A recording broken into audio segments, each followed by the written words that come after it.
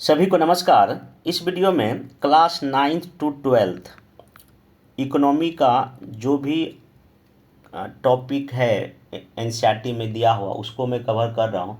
Video शुरू करने से पहले शिक्षक भर्ती एग्ज़ाम में या इसके पहले भी बीपीएससी जो भी इकोनॉमी में क्वेश्चन पूछा है कुछ मैं दिखा देता हूँ कैसे डायरेक्टली एनसीईआरटी से पूछ रहा है। सबसे पहला देखिए क्वेश्चन आपको दिख रहा होगा कि शिक्षक भर्ती का एग्ज़ाम है, क्वेश्चन है ये, मानव विकास रिपोर्ट किस संगठन के द्वारा प्रकाशित की जाती है। इसमें है UNDP, UNESCO, WWF. Class 9th का एनसीईआरटी जब फर्स्ट चैप्टर आइएगा उसका नाम है डेवलपमेंट या विकास। उसमें देखिए लिखा हुआ है कि ये जो है एचडीआर जो ह्यूमन डेवलपमेंट रिपोर्ट का ऐसे करके कंपेयर करके बताया है उस चैप्टर में हमारे पड़ोसी देशों के साथ किस तरह का हमारा रैंकिंग है। ये तो खैर डेटा पुराना है। तो यहाँ पे आप देख सकते हैं लिखा है मानव विकास रिपोर्ट संयुक्त राष्ट्र विकास कार्यक्रम, इसी को बोलते हैं यूएनडीपी, ठीक है। तो ये जो आपका एचडीआई है या ह्यूमन डेवलपमेंट इंडेक्स है, तो इसमें देखिए मेनली क्या क्या इसके कंपोनेंट होता है। सबसे पहला देख रहे हैं आप यहाँ पे सकल राष्ट्र ग्रॉस नेशनल इनकम प्रति व्यक्ति अमेरिकी डॉलर, और ये क्रय शक्ति के आधार पे जो है लिया जाता है। फिर आपका इसमें है कि जन्म के समय क्या आपका संभावित आयु, मतलब कि एक एवरेज आदमी उस देश का कितना साल एक जीता है। और तीसरा जो इसमें कंपोनेंट है विद्यालय औसत आयु, मतलब 25 वर्ष, मतलब शिक्षा को भी लिया जाता है। तो 3 कंपोनेंट के आधार पे ये एचडीआई मतलब कि तैयार किया जाता है। और ये हर एक साल आपको यूएनडीपी जो कि यूनाइटेड नेशन का एक नेटवर्क है उसके द्वारा ये जारी किया जाता है। तो अब इसमें जो है इसका आंसर ए हो ही गया।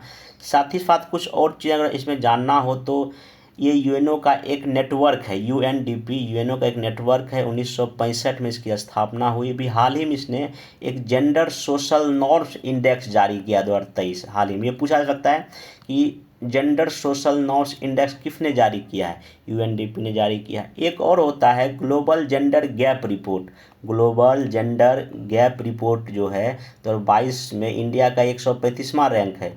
इसको वर्ल्ड इकोनॉमिक फोरम जारी किया, वर्ल्ड इकोनॉमिक फोरम, ये बात आप इसको ध्यान में रखिएगा। फिर देखिए इस बार का जो यूएनडीपी का रिपोर्ट इंडिया का है तो लास्ट जो है उसमें 132वां रैंक है और इंडिया का स्कोर 0.6333 है। ये आपको याद रखिए, कभी कभी स्कोर ही पूछ देता है। ओके, बाकी इसमें यूनेस्को के जहाँ तक बात है तो पेरिस इसका हेडक्वार्टर है, 1945 में इसकी स्थापना हुआ। और ये जो ना रिपोर्ट जो जारी करती है वैश्विक शिक्षा निगरानी रिपोर्ट, ये यूनेस्को आपका जारी करती है। बाकी ये डब्ल्यूडब्ल्यूएफ उतना इम्पोर्टेंट नहीं है। तो ये चीज़ें हो गया। अब एक क्वेश्चन और लेते हैं जो कि डायरेक्टली एनसीईआरटी क्लास 10 से पूछा गया है।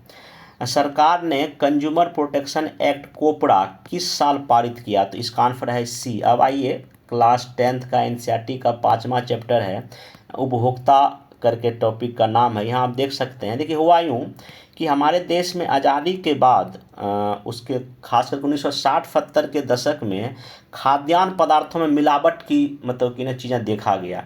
तो जब खाद्यान्न पदार्थों में मिलावट देखा गया तो देश की जनता ने एक तरह समझिए कि उपभोक्ता आंदोलन खड़ा हो गया, मतलब मोटा मोटी समझ सकते हैं।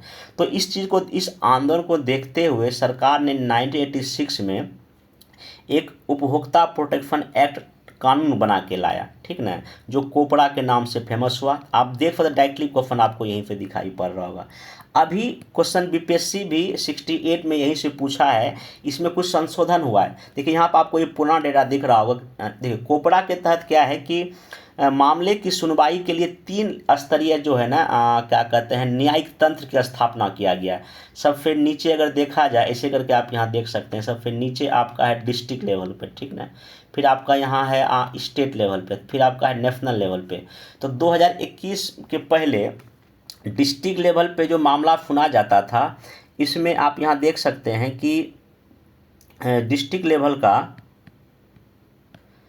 तो 1 करोड़ तक का आपका डिस्ट्रिक्ट में यहाँ दिख रहा होगा, 1 करोड़ तक का डिस्ट्रिक्ट में, फिर 1 से लेके 10 करोड़ तक में आपका राज्य के लेवल पे, और 10 करोड़ से अधिक आपको नेशनल लेवल पे था। तो ये चूँकि एनसीईआरटी में चीज़ पुराना होता था, अभी जो क्या कहते हैं सुधार होके इतना हो गया है, 50 लाख तक जिला लेवल पे, 50 से लेके 2 करोड़ तक राज्य के लेवल पे, और 2 करोड़ से अधिक मामला राष्ट्रीय न्यायिक तंत्र में देखा जाता है, ठीक ना। तो इसलिए देखिए, अगर एनसीईआरटी में अगर आप पढ़ाई कर रहे हैं, मान लीजिए ये नहीं कि एनसीईआरटी में भी चीज़ें सब कुछ सही ही हैं, हाँ, जो आपको अपडेट थोड़ा सा करना पड़ेगा खुद को। तो ये हो गया। बाकी 24 दिसंबर को हमारे यहाँ राष्ट्रीय उपभोक्ता दिवस जो है ना मनाया जाता है, क्योंकि इसी दिन इसको पारित किया गया था। हाँ, अभी इसमें ध्यान रखें, इसमें अभी इंटरनेट पे हम सामान खरीदते हैं, इसमें अब इसको भी शामिल कर दिया गया है। अब इसमें एक चीज़ और ध्यान रखिए कि जो ग्लोबलाइजेशन होता है, ये इसका डिफिनेशन एनसीईआरटी क्लास 10th में दिया हुआ है।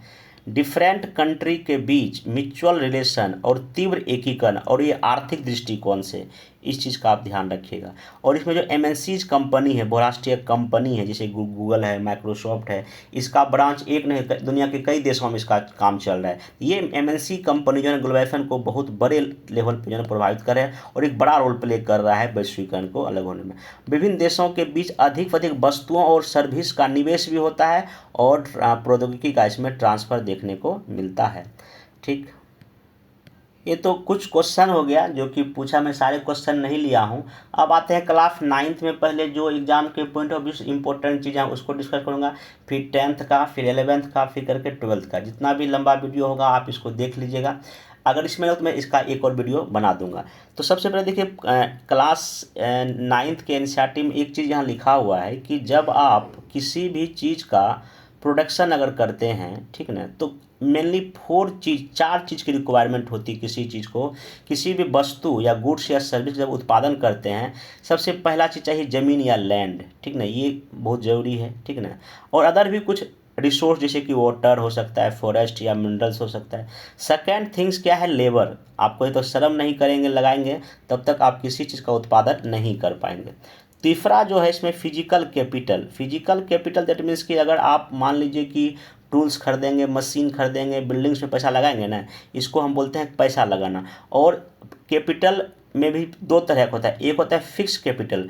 फिक्स का मतलब ये होता है कि tools, machine, buildings can be used in production over many years, इसको हम फिक्स कैपिटल बोलते हैं। जैसे कि आपने कोई कंपनी खोलिएगा, एक ही बार आपको पैसा लग जाएगा, फिक्स कैपिटल होगा। एक होता है आपका वर्किंग कैपिटल, इसको हिंदी में बोलते हैं कार्यशील पूंजी। वर्किंग कैपिटल का सिंपल सा मतलब ये होता है कि आप रॉ मटेरियल्स खरीदेंगे, उसमें डे बाय डे कुछ ना कुछ पैसा खर्चा करेंगे, उसके लिए आपको पैसा चाहिए, तो उसको हम क्या बोलते हैं, वर्किंग कैपिटल। तो फिजिकल कैपिटल 2 तरह का, फिक्स हो गया और वर्किंग हो गया, ये चीज़ ध्यान रखिएगा। अब यहाँ पे आता है कि तीसरा जो चौथा जो चीज़ चाहिए किसी भी चीज़ को प्रोडक्शन करने के लिए, वो आपका है नीड, नॉलेज एंड इंटरप्राइज। मतलब कि आप उसमें जो इंटरप्रेन्योरशिप जिसको बोलते हैं, आपको उद्यमशीलता चाहिए, अच्छे लोगों की उसमें आवश्यकता पड़ेगी। तो ये 4 चीज़ आप ध्यान रखिएगा। ओवरऑल मतलब फिर से मैं बोल देता हूँ, एवरी प्रोडक्शन, हर एक उत्पादन जो है ना, लैंड चाहिए, ज़मीन, लेबर चाहिए, फिजिकल कैपिटल चाहिए, और आपको ह्यूमन कैपिटल चाहिए। अगर आप किसी रखेंगे, इंजीनियर का रखेंगे, किसी इलेक्ट्रिशियन का रखेंगे, तो ये आपका क्या, ह्यूमन कैपिटल। देखिए, ह्यूमन कैपिटल का मतलब सिंपल सा ये है, हमारे देश की जो भी अभी आबादी है, ओके, जैसे कि मान लेते हैं हमारे देश में लगभग 60 से 65% लोग काम करने वाला है। तो ये जो काम करने वाले कैसे बन पाएंगे, ये एक अभी कोई भी इंसान को जन्म लेता है, तो जन्म में तो सिर्फ वो इंसान या ह्यूमन रिसोर्स है, लेकिन उसको रिसोर्स में कैसे बदला जाए। रिसोर्स में तभी बदला जाएगा जब सरकार उस पर एजुकेशन पे खर्चा करेगी, हेल्थ पे खर्चा करेगी, और स्किल पे खर्चा करेगी। तो इसको हम क्या बोलते हैं, अभी हम इसमें इन्वेस्टमेंट कर रहे हैं, ह्यूमन पे इन्वेस्टमेंट कर रहे हैं, और तब जाके ये हमको आउटकम देगा, तब जाके ये ह्यूमन ये कैपिटल क्या होगा, बनेगा। तो ये चीज़ आप यहाँ क्लास 10th के एनसीईआरटी में सब चीज़ दिया हुआ है, इसको देख लीजिएगा। अब इसमें इसी चैप्टर में एक चीज़ और दिया हुआ, हाँ, अभी इस शिक्षक भर्ती एग्जाम में एक क्वेश्चन और पूछा, मैं उसको नहीं ले पाया। पूछा कि 1951-52 में देश में कितना इलेक्ट्रिसिटी का उत्पादन होता था, और ये पूरा का पूरा फैक्ट जो है ना क्लास 11th के एनसीईआरटी में दिया हुआ है। तो अगर क्वेश्चन कभी ये पूछ ले कि 1950-51 में हमारे देश में कितना कल्टीवेटेड एरिया था, खेती और कितना ज़मीन था, तो यहाँ देखिए ये मिलियन हेक्टेयर में लिखा होता, 132 था उसमें, ये याद रखिएगा। और देखिए उसके बाद बढ़ता ही जा रहा है, आप इसका देख सकते हैं धीरे धीरे, ठीक ना। तो हालांकि डेटा पुराना एनसीईआरटी में होता है, तो अप्रॉक्स अभी समझिए कि इसके तरफ ज़्यादा ही है, ठीक। लेकिन हाँ 1951-52 का आप एक बार थोड़ा सा याद रख सकते हैं। अब देखिए जब देश मेरा आज़ाद हुआ, आज़ादी के बाद जो है ना हमारे यहाँ फर्स्ट 5 ईयर प्लान आया, सेकेंड 5 ईयर प्लान आया, थर्ड 5 ईयर प्लान आया। तो इस समय जब हमारे देश में 1965 का अगर आपको थोड़ा बहुत अगर याद होगा आज़ादी के बाद का घटनाक्रम, तो 1962 में चीन के साथ लड़ाई में हम लोग हार गए थे। फिर उसी बीच में नेहरू जी की मृत्यु भी हो गई। फिर हमारे देश में नए प्रधानमंत्री लाल बहादुर शास्त्री जी बने। फिर देन 1965 में पाकिस्तान के साथ मेरा लड़ाई हो गया। और इसी समय 1965 के आसपास हमारे देश में मानसून भी सही ढंग से नहीं आया था, तो हमारे देश में खाद्यान्न संकट की स्थिति पैदा हो गई थी। तो खाद्यान्न संकट की स्थिति से उबरने के लिए जब हमारे देश में इंदिरा गांधी प्रधानमंत्री बनी, तो एक उत्पादन को लेके हमको कुछ करना था, खासकर एग्रीकल्चर प्रोडक्शन को लेके। इसलिए सरकार ने जो है क्या किया, हमारे देश में कुछ चीज़ों में सुधार किया। सबसे पहला तो ये कि गेहूं और चावल के लिए हाई यील्डिंग वैरायटी, मतलब इसको बोलते हैं HYV ऑप्स, ऐसे करके हाई क्वालिटी का सीड लाया गया, जो कि पहले हम यूज नहीं करते थे। साथ ही साथ यहाँ एक इसका बॉक्स देख सकते हैं, इस समय हमारे देश की सरकार ने क्या किया, हाई यील्ड वैरायटी सीड लाया गया। दूसरा, हमने उर्वरक का प्रयोग किया बड़े पैमाने पर, पेस्टिसाइड्स का यूज किया, खरपतवार नाशी का प्रयोग किया। फिर हमने अच्छे मशीन का यूज किया, ठीक ना। फिर हमने सिंचाई सुविधा के लिए नहर बनाया, पंपिंग सेट दिया किसानों को, इलेक्ट्रिसिटी किया, फिर डैम बनाया। तो इन सब की वजह से क्या हुआ, जो 1960-70 के दशक में जो हमने ग्रीन रेवोल्यूशन जिसको हम नाम देते हैं जो लाया, तो इसकी वजह से उत्पादन बहुत ज़्यादा बढ़ गया, ठीक ना। उत्पादन काफ़ी क्या हो गया, ज़्यादा बढ़ गया। तो अगर क्वेश्चन ये पूछेगा कि अभी हरित क्रांति को पुश करने में कौन सा फैक्टर रिस्पॉन्सिबल है, निम्नलिखित कथनों पर विचार करें। आप ये सारा चीज़ें याद रखिएगा। क्यों याद रखिएगा, क्योंकि ये एनसीईआरटी क्लास 9 के फर्स्ट चैप्टर में दिया गया है।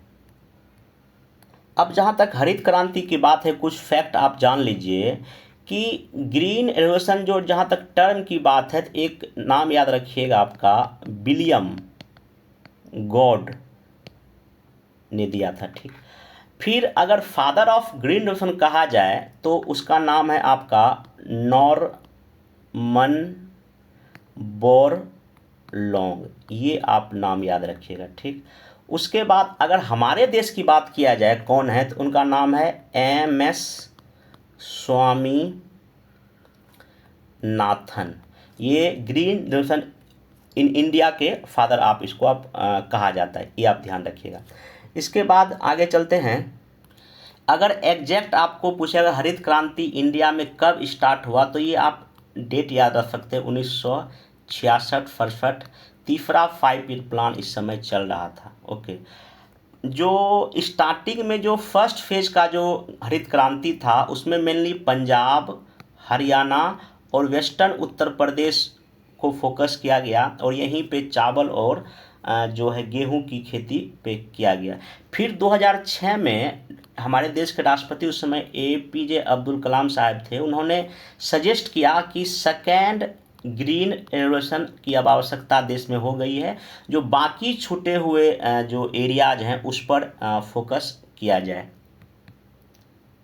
यहाँ पे देखिए एनसीईआरटी का लाइन ही है, farmers of Punjab, Haryana and western Uttar Pradesh were the first to try out modern farming method in India. तो ये भी क्वेश्चन एक बार पूछ चुका है, बाकी वही सब चीज़ें सरकार ने इन सबको प्रोवाइड किया।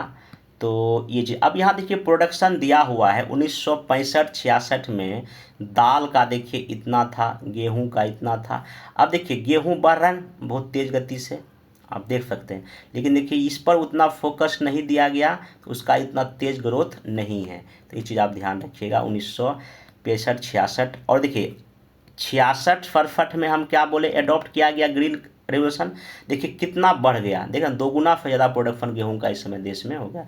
ये भी चीज़ें आप यहाँ पे या और लगातार ये बढ़ता ही जा रहा है, और अभी लगभग जो है 108 से ज़्यादा ही मिलियन टन है। अभी बीपीएससी क्वेश्चन देखिए इसी के पूछा था, आसपास पूछा था, लगभग अभी 110 मिलियन टन के ज़्यादा ही हो गया। इसका फैक्ट आप लोग एक बार गूगल में सर्च एग्जैक्ट कितना है कर लीजिए, क्योंकि इसमें 2019 का आपका डेटा है।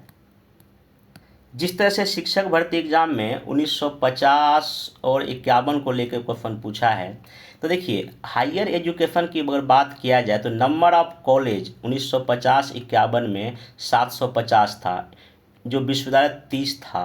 बाकी जो है ना, ये आप मोटा मोटी चीज़ें याद रख, और उसके बाद देखिए लगातार हमारे देश में इन सब चीज़ों का वृद्धि ही हो रहा है। और देखिए ये क्यों, देखिए यहाँ पर आप देख सकते हैं ये यूसीजी का एनुअल डेटा और ये एनसीईआरटी के बुक में है। तो अगर आप क्लास 9 का बच्चा अगर इस चीज़ को पढ़ता है तो उम्मीद तो आपसे भी है कि आपको चीज़ें भी पता होना चाहिए। नेक्स्ट इसमें यह है कि आज़ादी के बाद हमारे देश में गरीबी दूर करने की बात आई या रोज़गार देने की जब बात आई, सरकार ने दो तरह का प्रयास किया है। एक तो इकोनॉमिक ग्रोथ बढ़ाकर हमारे देश की गरीबी बेरोजगारी को दूर करने का प्रयास किया, साथ ही साथ कुछ स्पेसिफिक प्रोग्राम लॉन्च किया गया जो कि गरीबी उन्मूलन या रोजगार से संबंधित था। उसी में एक जो एनसीईआरटी क्लास 9th में दिया हुआ है, एम्प्लॉयमेंट जनरेशन प्रोग्राम जो है, इसको कब लॉन्च किया गया था? 1995 में। इसका मेन ऑब्जेक्टिव था, program is to create self employment opportunity in rural area, ग्रामीण क्षेत्रों में और छोटे शहरों में इसका ये मेन पर्पस था। तो कभी कभी उस स्कीम का क्या ऑब्जेक्टिव था अभी भी पूछ रहा है, अगर पीछे अगर 20 साल का भी कोई स्कीम है जो इंसेंटिव दिया है वहाँ से ये पूछा जा रहा है। फिर एक था स्वर्ण जयंती ग्राम स्वरोजगार योजना, इसको लॉन्च कब किया गया? 1999 में। 1999 स्वर्ण जयंती ग्राम स्वरोजगार योजना, इसका मेनली पर्पस ये था कि जो गांव में गरीब परिवार है उसको एक सेल्फ हेल्प ग्रुप में संगठित करके और वर्ल्ड बैंक से ऋण दे के जो है ना उनके लिए कुछ किया जा सके। तो यहाँ पे the program aim to bringing the assisted poor family above the poverty line by जो है organizing them into self help group. तो इसमें जो है बैंकों के थ्रू, खासकर इसमें बैंक, विश्व बैंक बोल रहा हूँ, बैंकों को कहा गया कि इसको लोन दीजिए और कुछ सब्सिडी दीजिए ताकि इनका जो अपना ये अपना बेहतर कर सके। तो ध्यान रखिएगा, स्वर्ण जयंती ग्राम स्वरोजगार योजना 1999 में शुरू किया गया। इसका मेन उद्देश्य ये था कि सेल्फ हेल्प ग्रुप संगठित करके बैंक इनको लोन देगी, कुछ सहायता राशि देगी, ताकि ये जो है निर्धनता रेखा से ये लोग ऊपर आवे, जो बिलो पॉवर्टी लेवल से ये लोग नीचे आ सके। तो इसका मेन ये ऑब्जेक्टिव ध्यान रखिएगा। ये जो आपका स्वर्ण जयंती ग्राम स्वरोजगार योजना है, उसी तरह एक ग्राम रोजगार सृजन योजना भी 1995 में लॉन्च किया गया था। एक और स्कीम जो है प्रधानमंत्री ग्रामोदय योजना, ये लॉन्च किया गया था कब? 2000 ईस्वी में। ये भी इम्पोर्टेंट स्कीम है। इसमें मेनली यही था कि central assistant to given the state to basic service, primary health, primary education, rural shelter, rural drinking water, rural electrification. तो प्रधानमंत्री ग्रामोदय योजना का मेनली 2000 में स्टार्ट हुआ। इस योजना के अंतर्गत प्राइमरी हेल्थ, प्राइमरी एजुकेशन, जो आवास या पेयजल और ग्रामीण में क्षेत्रों में इलेक्ट्रिसिटी जैसी मूलभूत सुविधाओं के लिए ये जो है ना राज्यों को एक अतिरिक्त सहायता केंद्र सरकार इसके जरिए देती थी। तो ये आप इसमें ध्यान रखिएगा। फिर एक जो है ना आपका अनदर इम्पोर्टेंट स्कीम आया, कौन सा? अंत्योदय अन्न योजना। ये खाद्य सुरक्षा से संबंधित है, इसको मैं आगे डिस्कस करूँगा। क्लास 11th का ये जो स्क्रीनशॉट में लिया हूँ, इसमें देखिए क्या है, ये एनसीईआरटी से हम नहीं है, एनसीईआरटी से का ही एक बुक है जो कि क्लास 11-12 के बच्चे पढ़ते हैं, उसी बुक का है ये। क्या हुआ था? स्वर्ण जयंती ग्राम स्वरोजगार योजना 1999 में शुरू किया गया था। जैसा मैं आपको बताया, क्या हुआ कि इस योजना में सेल्फ एम्प्लॉयमेंट के लिए पहले से ही लागू सभी योजनाओं को इसमें शामिल कर दिया गया। जैसे कि एक था इंटीग्रेटेड रूरल डेवलपमेंट प्रोग्राम, दूसरा था स्वरोजगार के लिए ग्रामीण युवाओं का प्रशिक्षण कार्यक्रम, इसी को ट्राइसेम कहा गया।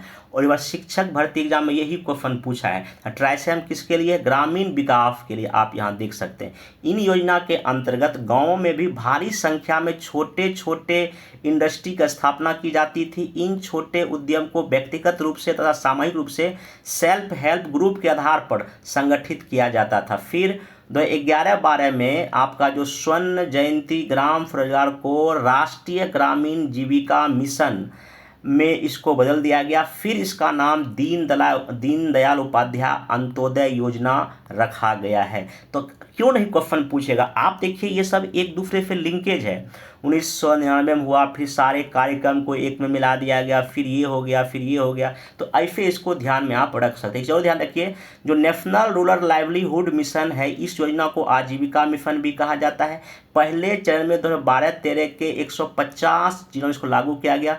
फिर 14-15 में इसको 150 जिलों में और लागू किया, और 16-17 में आते आते इसको पूरे देश में लागू कर दिया गया है। तो ध्यान रखिएगा, अब ग्रामीण आजीविका मिशन जो कार्यक्रम है, ये एक ही बार पूरे देश में लागू नहीं किया गया। समय समय पर पायलट प्रोजेक्ट चलाया गया, तब जाके सरकार ने इसको पूरे देश में इम्प्लीमेंट कर दिया है।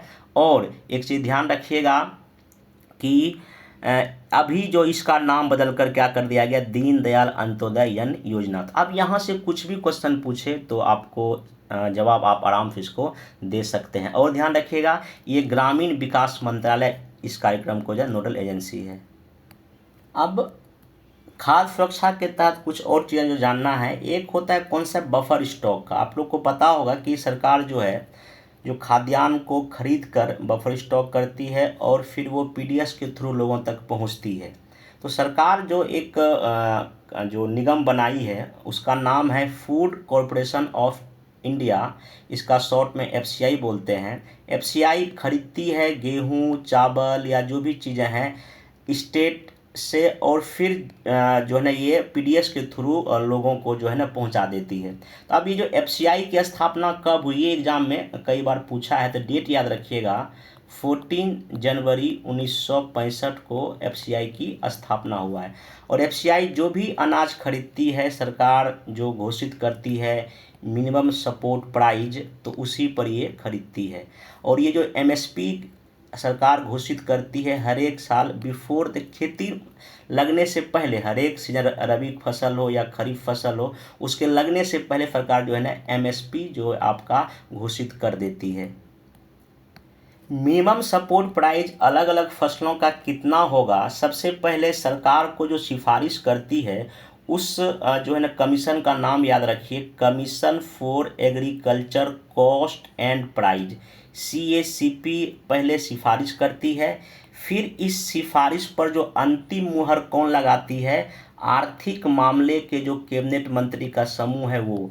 तो बीपीएससी क्वेश्चन ये पूछा था कि अगर पूछेगा कि किसके सिफारिश पर एमएसपी तय होती है, तो आप ये commission for agriculture cost and price नाम ले सकते हैं। लेकिन अगर एमएसपी का मूल्य जारी कौन करती है, ये क्वेश्चन पूछ चुका है, तब आप जो कैबिनेट के जो आर्थिक मामले के जो समूह होते हैं उनके द्वारा ये अंतिम घोषणा की जाती। आप जब न्यूज़पेपर पढ़ते होंगे तो ये आपने कई बार इसको देखा होगा। और ये जो कमीशन है, ये कमीशन पहली बार कब आई थी, ये भी जनवरी 1965 में ही जो इस चीज़ें किया गया था। क्योंकि देखिए ये समय था हमारे देश में खाद्यान्न उत्पादन को बढ़ावा देने का, इसलिए सरकार इस तरह की चीज़ें यहाँ पे आपका कर रही थी।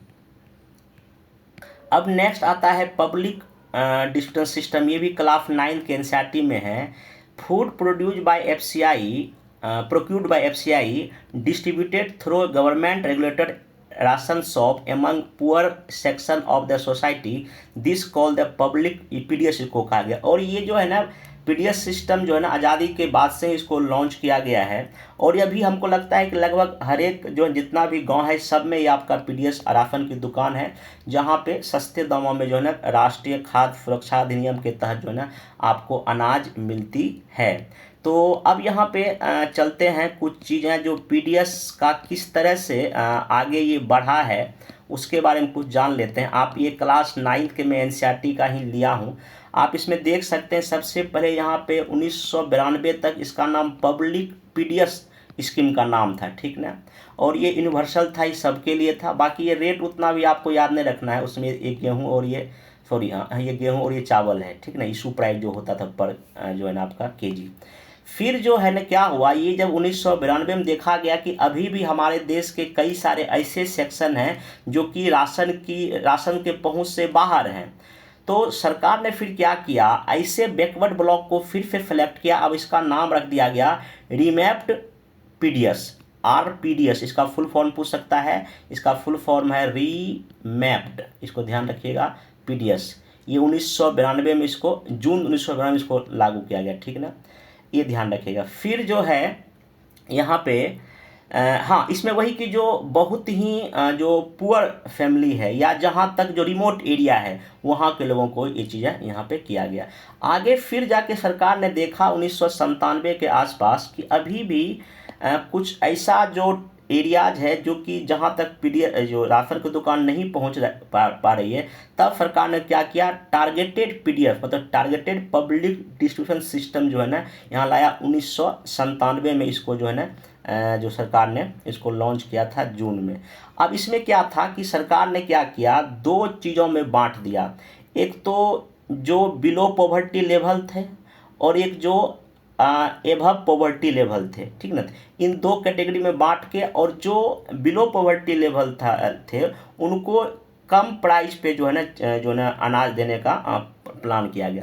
फिर आगे इसी में इंट्रोड्यूस किया गया अंत्योदय यन योजना। इसी में क्या इंट्रोड्यूस किया गया, अंत्योदय यन योजना इंट्रोड्यूस किया गया। पूछ सकता है कि कब इंट्रोड्यूस किया गया, क्योंकि एनसीईआरटी का डेटा है, ठीक ना। ये टीडीपीएस के ही तहत इसको जो है लॉन्च किया गया दिसंबर 2000 में। यहाँ देखिए एनसीईआरटी एकदम एग्जैक्ट डेटा है ये, ठीक ना। आप यहाँ पे इसको पॉज करके वीडियो रोक करके इसको पढ़ सकते हैं। तो अंत्योदय यन योजना में जो पुअरेस्ट ऑफ पुअर, जो सबसे गरीब था, उनको 25 केजी पर हाउस होल्ड जो है ना फूड ग्रेन पर मंथ दिया गया। और यहाँ इसका रेट आप यहाँ पे देख सकते हैं। यहाँ पे दो डेट देख के बिल्कुल भी कंफ्यूज नहीं होना। यहाँ आपको दिसंबर 2000 दिख रहा होगा और यहाँ आपको अंत्योदय में 2002 दिख रहा होगा। तो स्टार्टिंग दिसंबर 2000 में हुआ था। हाँ, इस समय 25 केजी अनाज मिलता था, लेकिन 2002 से इस अनाज को 10 केजी बढ़ा के 35 केजी किया गया, ठीक ना। अब यहाँ पे एक था ये अन्नपूर्णा स्कीम, इसी के तहत जारी किया गया था ये 2000 में। ये जो सीनियर सिटीजन थे उनके लिए मेनली लॉन्च किया गया था। 10 केजी अनाज इसमें दिया था और ये फ्री ऑफ कॉस्ट में। तब जाके आगे जब मनमोहन जी की सरकार थी 2013 में, तो उन्होंने क्या किया कि national food security act NFSA launch किया 2013 में, ठीक ना। इसमें पर केजी पर मंथ अनाज आपको मिलता है। आप यहाँ देखिए प्राइस दिया हुआ, इस रेट पे चीज़ें आपको मिल रही है।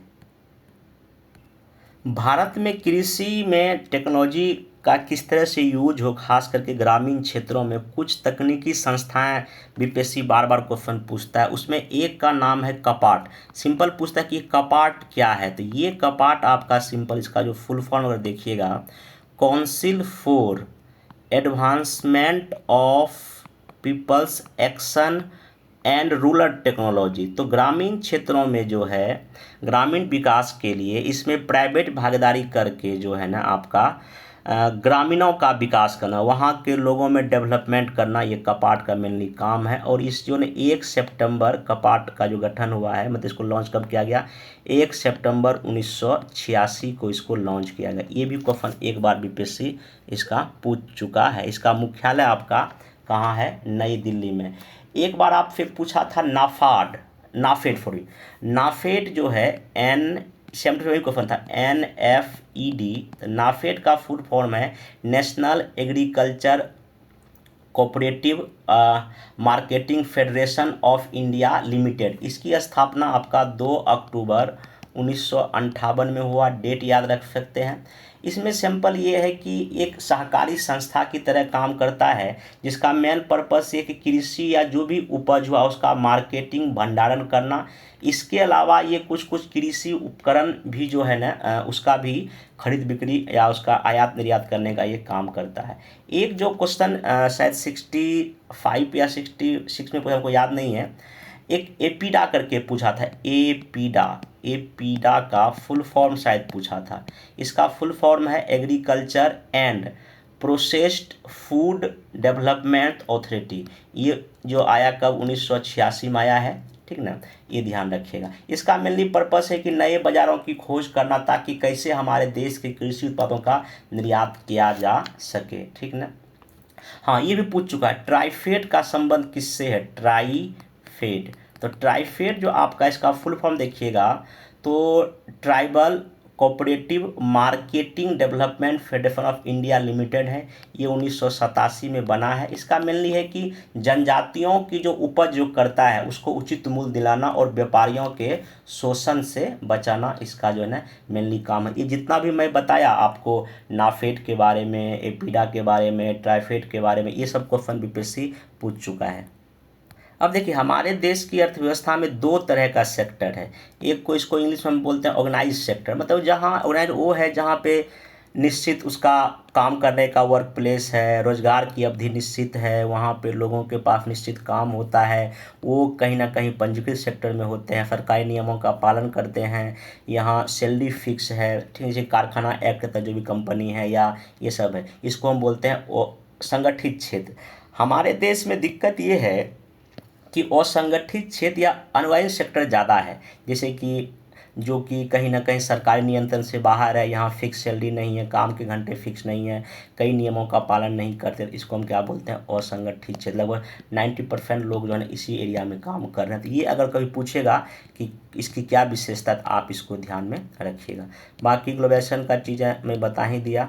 हाँ, आगे ये जो हाँ, एक चीज़ यहाँ पे, अब क्लास 11th में जब आएंगे तो यहाँ पे एक लाइन है, फर्स्ट विक्टर अलेक्जेंडर ब्रूस 1894 में ये ब्रिटिश इंडिया के वायसराय का एक कहना है, भारत हमारे साम्राज्य की धुरी है, मतलब मेन एक्सिस है। यदि हमारे साम्राज्य का कोई, अगर हमारे साम्राज्य का कोई अलग राज्य अलग हो जाता है तो हम जीवित रह सकते हैं, किंतु यदि हम भारत को खो देते हैं तो हमारे साम्राज्य का सूर्य ही अस्त हो जाएगा।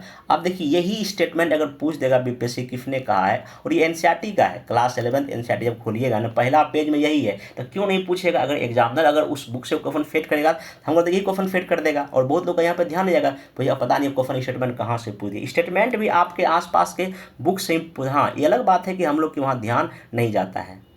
जब हमारे यहाँ ब्रिटिश आया, जब क्लास 11 का एनसीईआरटी फर्स्ट चैप्टर पढ़िएगा तो उसमें है कि आज़ादी के समय हमारे देश की अर्थव्यवस्था कैसी थी। उसमें लिखा हुआ है, हमारे देश में जो मॉडर्न इंडस्ट्री की स्थापना हुई अंग्रेजों के आने के बाद, लेकिन उसकी उन्नति बहुत ही धीमी रही।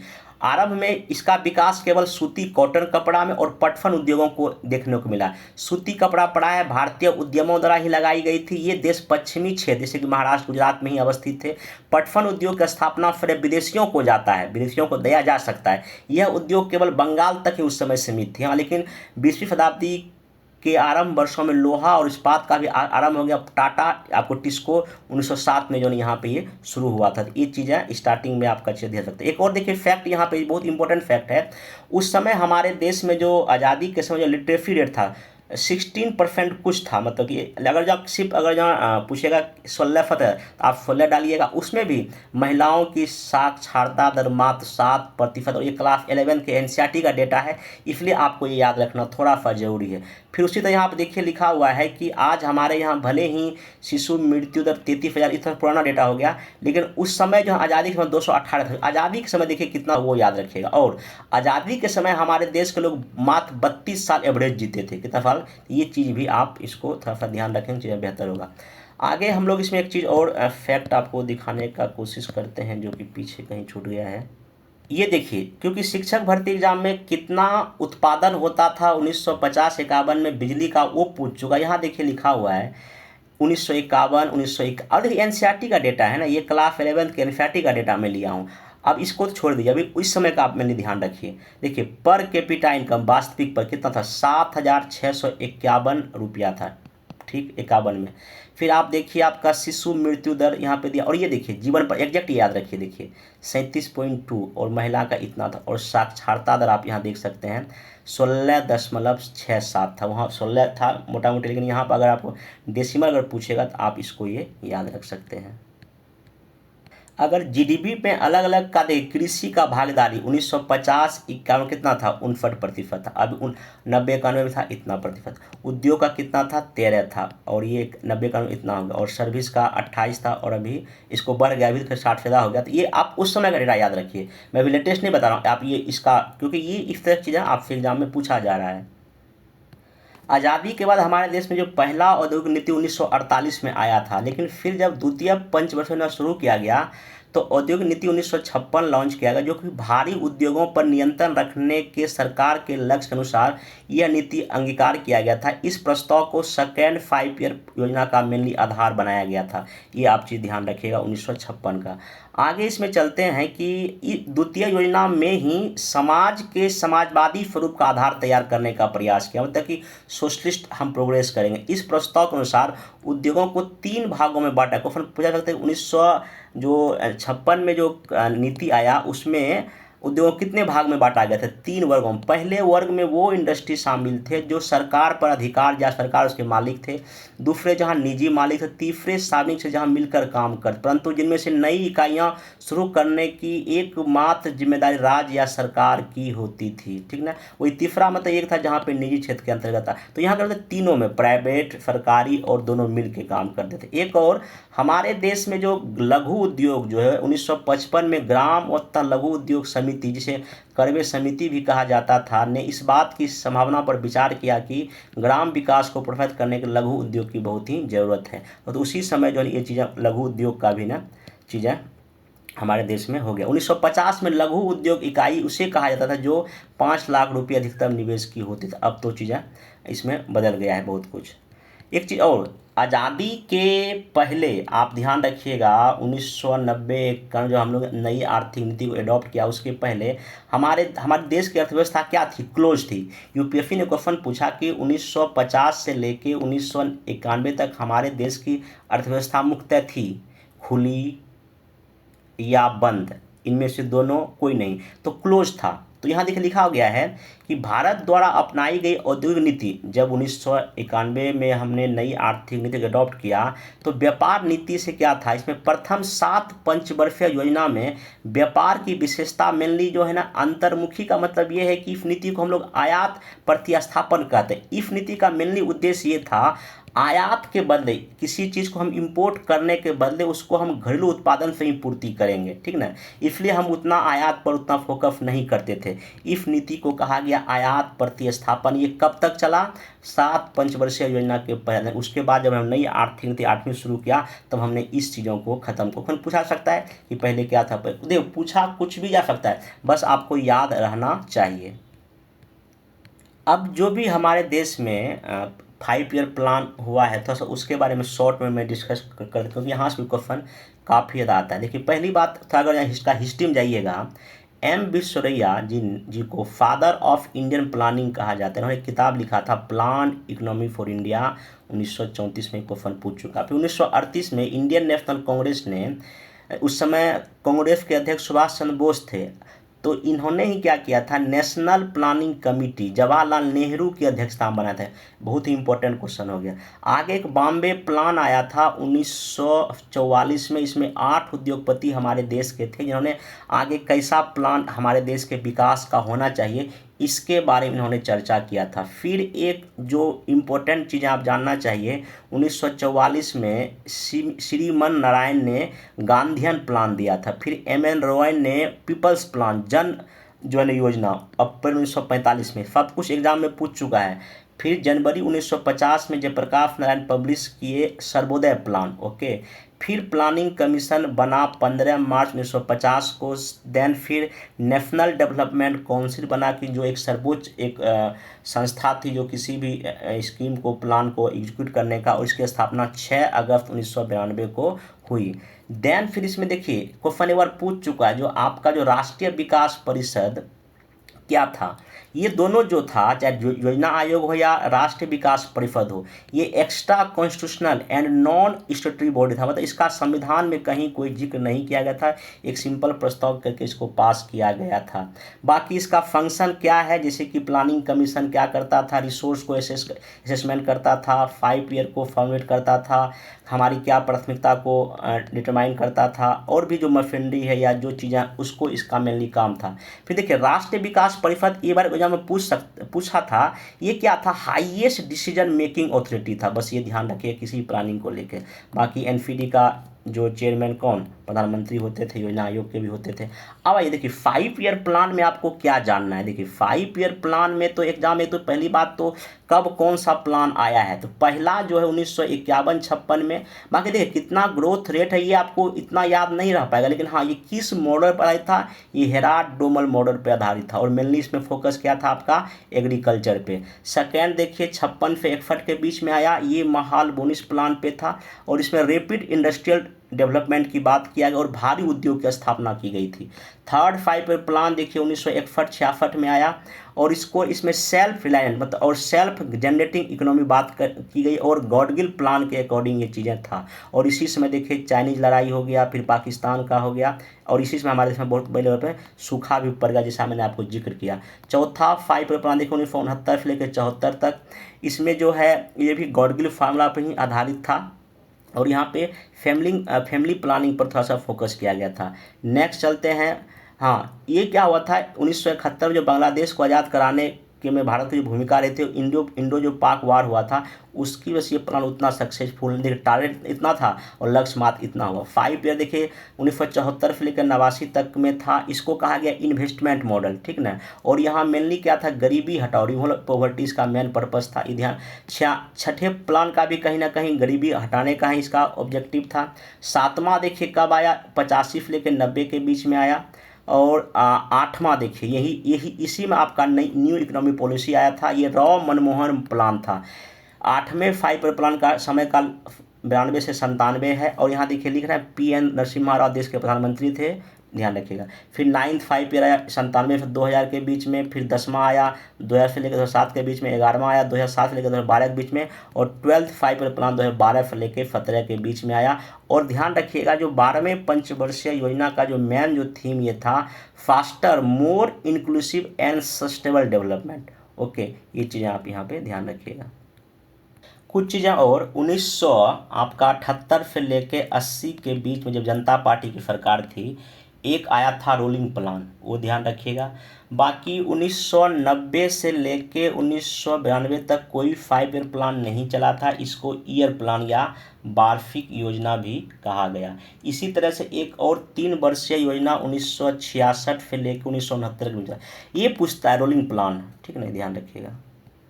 2017 के बाद आपको पता है कि पंचवर्षीय योजना खत्म हो चुका है, तो नीति आयोग की स्थापना 1 जनवरी 2015 को हुआ था, लेकिन इसकी घोषणा प्रधानमंत्री नरेंद्र मोदी जी ने 15 अगस्त 2014 को ही लाल किले के प्राचीर से किया था। मतलब घोषणा 2014 में क्वेश्चन ये पूछ चुका है कि नीति आयोग बनने की घोषणा कब हुई, 14 में हुई, और बना कब, 1 जनवरी 2015 में। और इसका देखिए अभी 15 साल का एक विजन ईयर प्लान है, 17-18 से लेके 2031-32 तक में। तो पहला 3 ईयर का प्लान है, 3 ईयर का प्लान है, इसको विजन कहा गया है, नहीं सॉरी इसको पूरा देखो ओवरऑल इसको विजन कहा गया, इसमें बांटा गया 3 ईयर में, 7 ईयर में, और इसको बांटा गया है 5 ईयर में। इसको आप थोड़ा ध्यान रखें, 3 पार्ट में इसको बांट के जो है चीज़ें किया जा रहा है। मतलब 3 ईयर को कहा गया है एक्शन प्लान, यहाँ देख सकते हैं। फिर इसके बाद 5 ईयर इधर कहा गया स्ट्रेटजी, और पूरा ओवरऑल को कहा गया विजन। तो ये उतना फिर नहीं इमेंस का है, लेकिन फिर भी थोड़ा सा आप ध्यान में रखिएगा, अभी नीति आयोग का ये चीज़ें चल रहा है। एक चीज़ और ध्यान रखना है, नीति आयोग कुछ जो है सूचकांक जारी करती है। पहला SDG सूचकांक, ये ध्यान रखिएगा।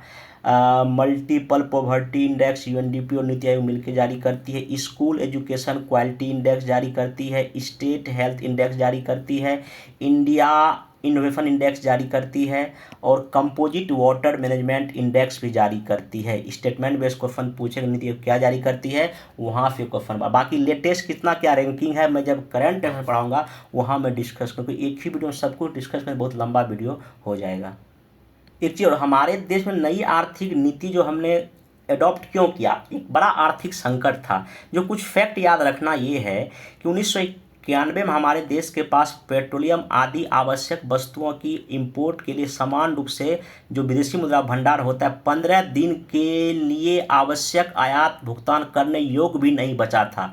ये क्वेश्चन पूछा था 2 सप्ताह का, लगभग वही 15 दिन तो 2 ही सप्ताह हुआ ना, 2 सप्ताह पूछेगा, 15 दिन पूछेगा तो आप इसका जवाब दीजिएगा। उस स्थिति में हमारे देश की सरकार ने अंतर्राष्ट्रीय पुनर्निर्माण और विकास बैंक, इसी को IBRD या इसको वर्ल्ड बैंक कहा जाता है, और IMF का दरवाजा ठकठकाया। उसने भारत को, देश को $17 मिलियन का ऋण उस समय दिया। ये डेटा याद रखिए, क्योंकि देखिए ये सब लैंडमार्क हमारे देश का चीज़ें हैं जो घटनाक्रम आज़ादी के बाद हुआ थी। यहाँ पे तो क्वेश्चन पूछा ही जा सकता। और इन दोनों संस्थाओं ने लोन किस कंडीशन पर दिया? पहला, सरकार उदारीकरण या लिबरेशन को अपनाएगी, निजी क्षेत्रों पर लगे प्रतिबंध को हटाएगी, सरकार हस्तक्षेप बंद करेगी, मतलब बाजार अर्थव्यवस्था कहीं ना कहीं होगा, और कई तरह के प्रतिबंध भी हटाने का सहमति हम लोग ने व्यक्त किया।